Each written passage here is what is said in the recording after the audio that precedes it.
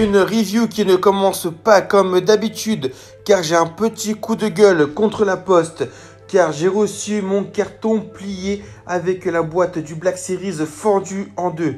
Donc je me suis empressé de regarder si le sabre laser n'avait aucun dégât. Ce sabre laser appartenait à Luke et avant lui à son père.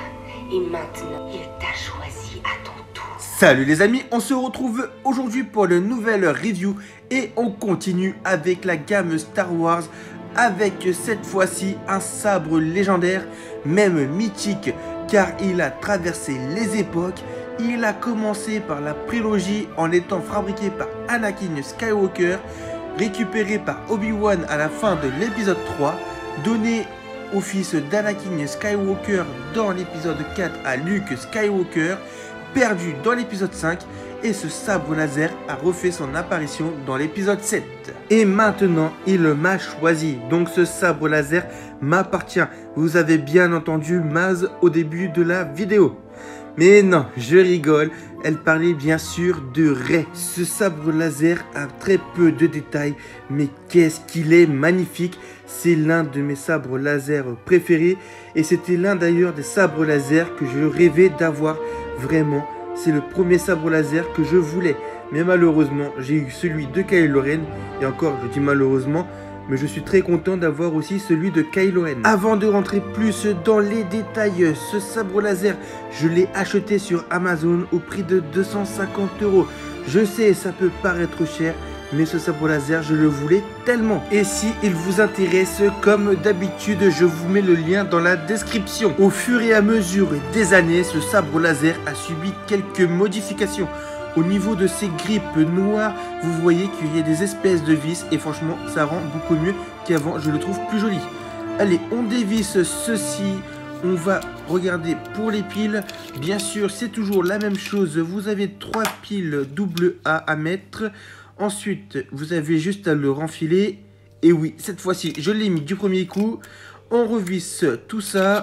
Là, vous voyez que c'est plus facile car vous avez l'attache pour l'accrocher à la ceinture. Bon, les amis, je crois qu'il nous reste plus qu'à allumer le sabre laser.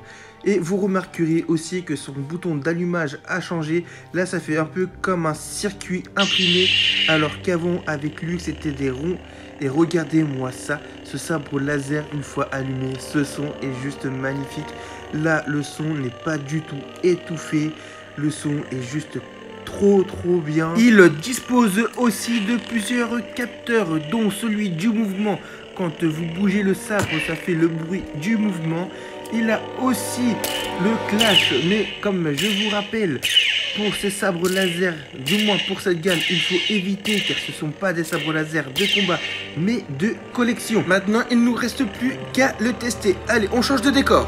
Me voilà présent, le sabre dans la main.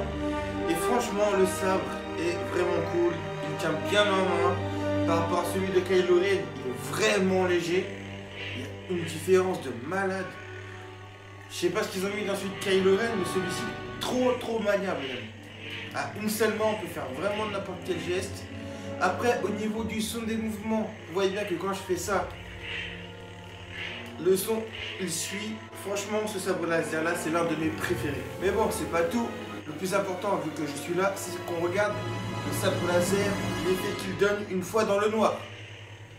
Et oui les amis, j'utilise la force car d'un claquement de doigts, j'ai réussi à éteindre la lumière.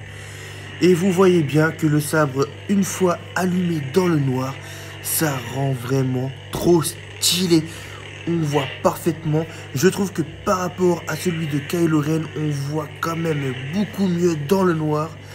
Par contre, au niveau des effets spéciaux, j'ai l'impression qu'il n'y a même pas besoin d'en faire une fois qu'on est dans le noir avec ce sabre laser. Aussi, là, vous me voyez en train de faire la scène du Obi-Wan, la scène dans l'épisode 3 quand Obi-Wan et Anakin s'affrontent, car je suis en train de m'entraîner au sabre laser. Et non, franchement, ce sabre laser, même au niveau des mouvements, vous voyez, ça fait trop stylé. J'adore ce sabre laser. Je pense avoir tout dit de ce sabre laser, mais si j'ai oublié quelque chose, faites-le moi savoir dans les commentaires.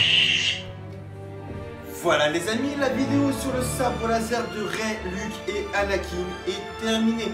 J'espère que cette petite vidéo sur un sabre laser qui a traversé 3 trilogies, donc 3 époques. C'est un sabre laser qui a plus de 60 ans. J'espère que cette petite vidéo vous aura plu. Si c'est le cas, faites péter les pouces bleus dans la barre des pouces bleus. Donnez votre avis dans les commentaires. N'oubliez pas surtout de me suivre sur tous les réseaux sociaux, donc Facebook, Twitter, Instagram, Snapchat, si vous voulez pas louper l'actualité de la chaîne. Et surtout, de vous abonner si ce n'est pas déjà fait. Et d'ici là, les amis, que la force soit avec vous.